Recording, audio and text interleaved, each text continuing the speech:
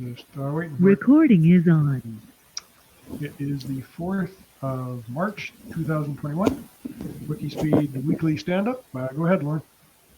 Okay, it's Lauren Salter, Gabriel Island, British Columbia. Past week, nothing directly as expected. Had other things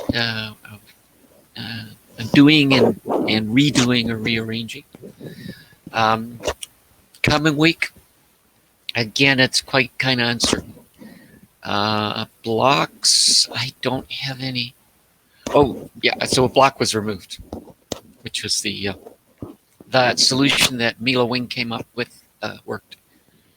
But I haven't done anything other than test that it properly, using DocHub properly, allows me to properly fill in the form. And that's it for me for that part.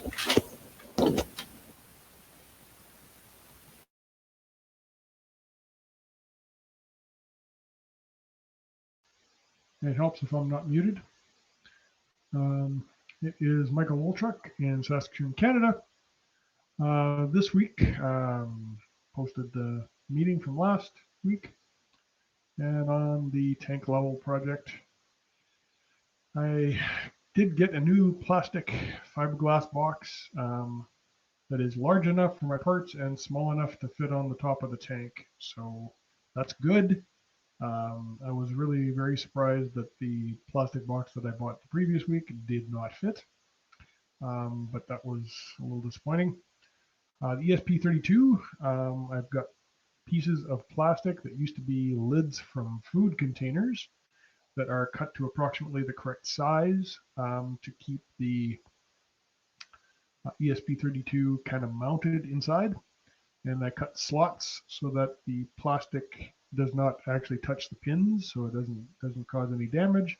And I used electrical tape on the pins to keep them from moving around relative to the plastic, and also to keep the static discharge away from the pins.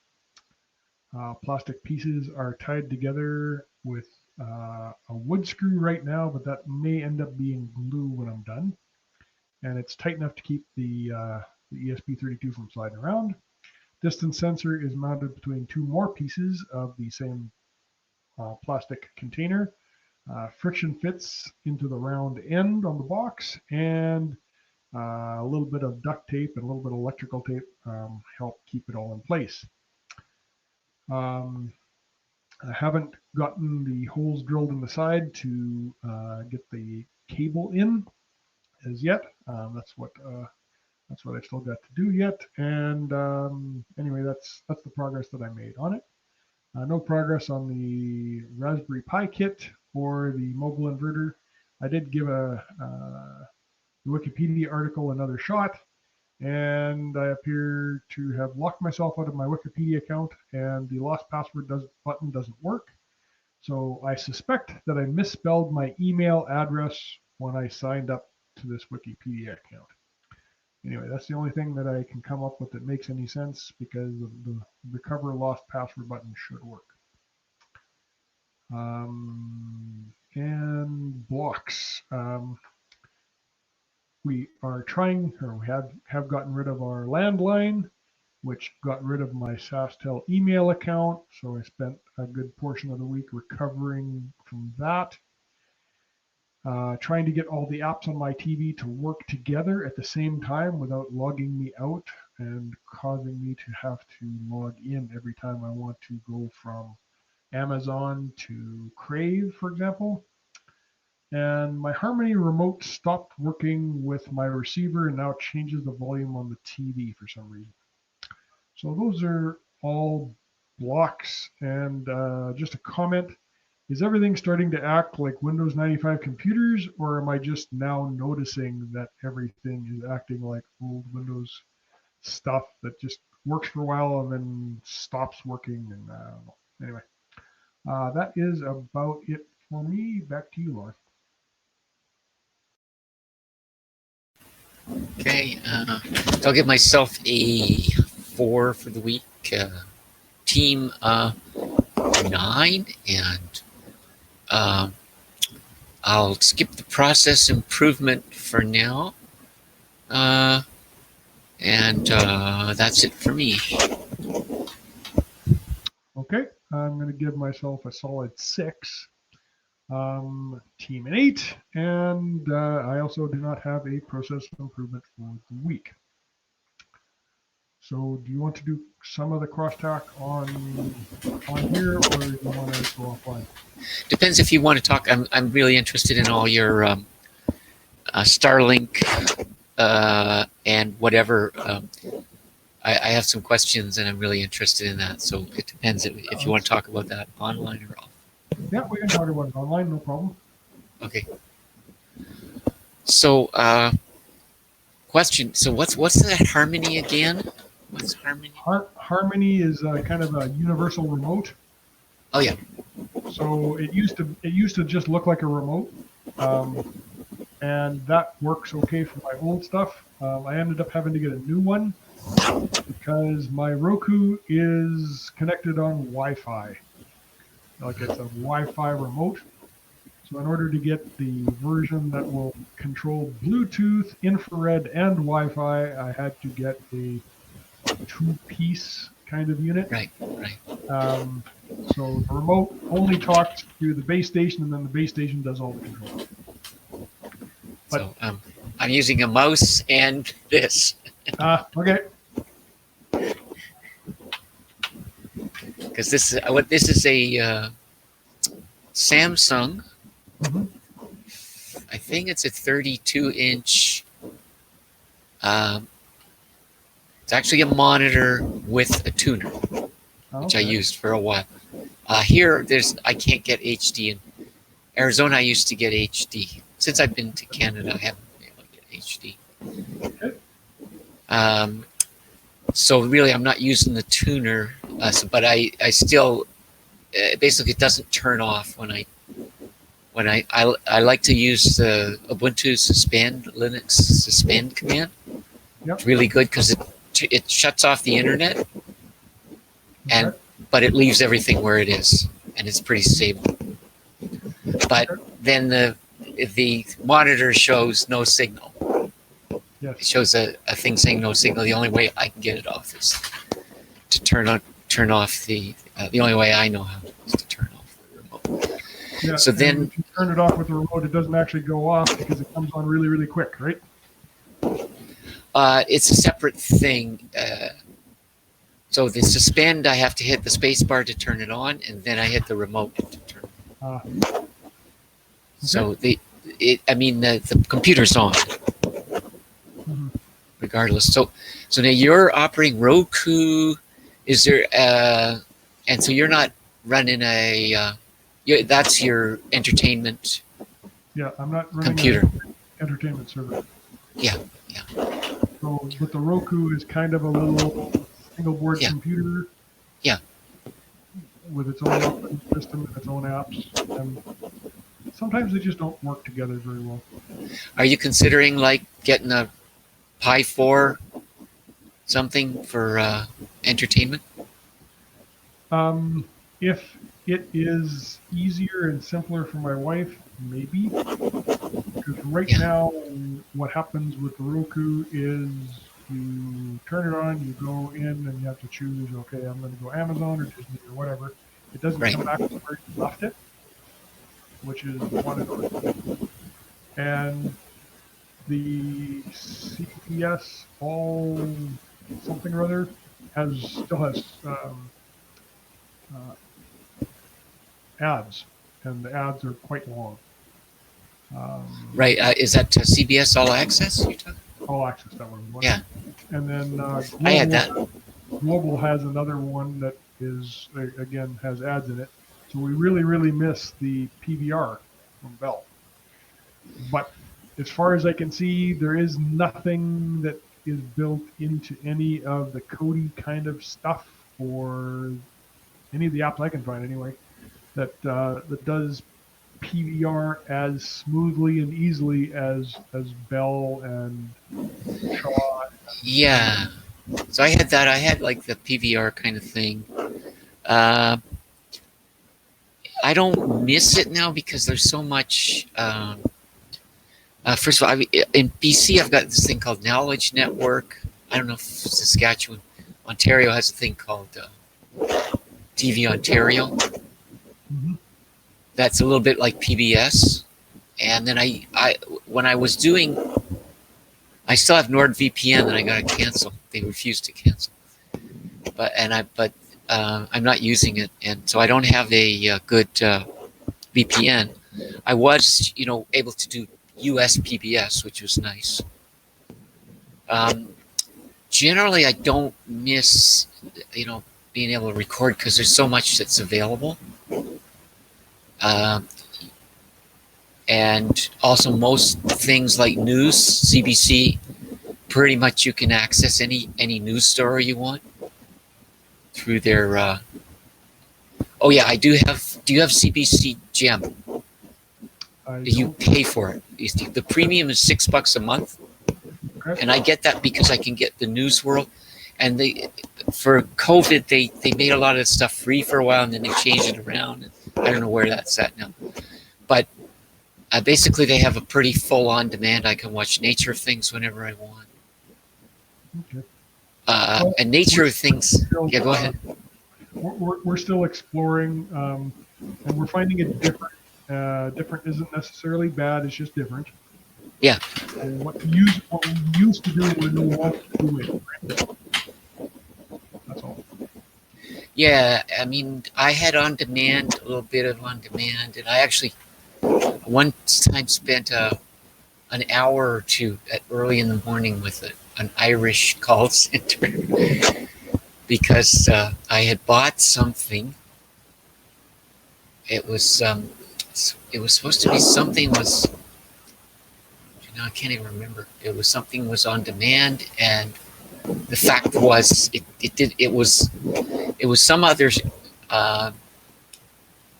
streaming service, I think, that had a deal with CBC or no, a deal with Shaw. Let me think what I had. Yeah, I had Shaw Cable, and they had a deal that supposedly you could on demand use this stuff, and it would never work for me. So I spent a while with the Scottish call center, and they said, "Oh, our apologies, it doesn't work for anyone." Oh. And they had done that as a promotion, but no one ever complained. Canadians don't complain. I see. And it was an Irish woman, and she said, "But we'll give you 3 free movies for your trouble, and you and your family can have a grand time watching the movies." Anyway, yeah, I'm totally used to, I mean, I have Amazon Prime because I still haven't weaned myself off Amazon. Mm-hmm. So I'm paying for Prime because it saves me on buying things. Mm-hmm. So I've got Prime, I've got Netflix. I've been through all the free things, which is Disney has a 7-day free. So I could watch The Mandalorian. And right now, one of my kids has Disney. So we've got more than enough. And then this thing called Knowledge Network.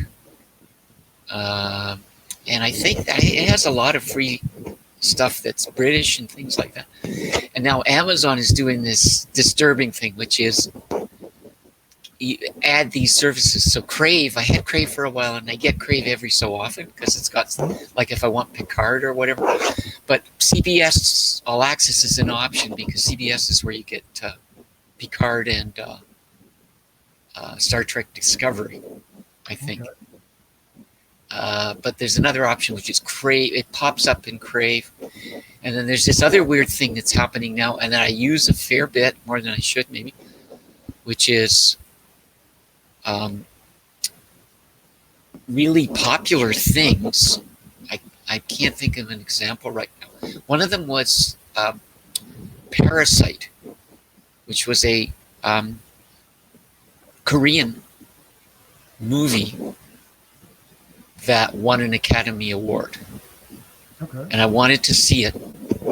It's really popular. It's kind of a dark story. and it's in other ways it's hilarious. It's, you would say, a true dark commune. Anyway, not available on any streaming service, and I see this more and more on Just Watch. If a series is really successful, then you buy it for, like, you rent it for $4 for 2 nights, and that's more profitable for them than being on one of the free streaming services where they get, okay, for so many thousand, we just stream you for free for everybody. So then Crave's model, like, to get HBO on Crave, mostly you have to pay another $10 a month. Yep. It has all these other things, so it's like an aggregator. It's just a place you can go and get everything. Amazon's doing that. So Amazon says, you want stars, then or the other things. So they're advertising a bunch of things, and then when you want to watch them, so they're free for the first month on Amazon, so which is better than Crave, or rather, which is better than Disney. Only has a 7-day free trial. A couple other places I noticed only have a 7-day free trial, but I think on Amazon it's still a month, and I cancel them as soon as I get them, and they still give them to me for a month because they figure, somebody's going to get hooked on something on this, and they'll pay for another month. So you have to give them your credit card, but you can cancel them immediately. Okay. So those are some of the tricks that I do. For news, I'm not. It's and CTV. I can't find anything so I can watch CTV anymore. Except there's a local station that has news available at 5 p.m. to 7 p.m. Okay. So in order to get, like, Vancouver news, which is fairly local, actually I think that's free on CBC Gem. All your local news, all the things from everywhere, live. You can't get on and off. You can't get the on demand and the News World, which I use a lot. So that's kind of where I'm at. I mean, I really like Nature of Things. They've got some new stuff this year. It's really good. They kind of had. I didn't know how much they were going to pop back after COVID and everything, but now they've had 11 episodes, and 3 or 4 of them are kind of more philosophical. But the others are their usual really good Nature of Things. So that's kind of everything I can think of about streaming, and then my kids are here, so they're good at finding things, and there's a lot of options now. Like Crave has awful lot of stuff, and then watch for the free things. So then also, like, I'll go back onto Crave, but I'll wait. For example, if I'm trying to get Picard, I won't do it until Picard is done, and there's the full season there, because otherwise you start to watch and then you want to watch, you miss the end ones. Yeah. So I should write a guide. Streaming. So you want to talk about Starlink or something? Oh yeah. Well, it was so most of this is to do with your hardware, not Starlink, that your issues are. Is that correct? But the Starlink isn't the source of any of this stuff, except for possibly a little bit of trouble with Crave, because it thinks that we're in the U.S. sometimes, because Interesting. Starlink is based out of California. You should call Crave and tell them. They do have sites in Canada. But sometimes it doesn't choose those, right? So every once in a while I do a speed test, and I'll do a speed test and it connects to San Jose, and then I do a speed test and it connects to Vancouver. So that just tells you which server it's off, right? Right, from space. Sometimes San Diego's closer. Yeah. Anyway. Yeah. Okay. So yeah, the Starlink still drops out a little bit. Right. They don't have full coverage, and it's not continuous. And and it's mounted on the ground, not on my house. So it doesn't have a full, like, Oh. So what's the loss? What kind of how many hours and how much bandwidth? normally what happens is it'll give you a report of hours, and it's usually on the order of 15 seconds of loss and somewhere in the order of 20 seconds of network downtime. Oh yeah, well that's good. But instead of causing a reduction in bandwidth, it actually disconnects. Right, right. I've had Teams and Zoom meetings drop. Ah. Yeah, then you just say, sorry, satellites are switching. My satellites are switching. So, and that may be some of the Crave problem as well. I don't know how Crave recovers from network interruption, but we'll see. It'll get better. Yeah, okay. All right, so then I have the after recording couple of things.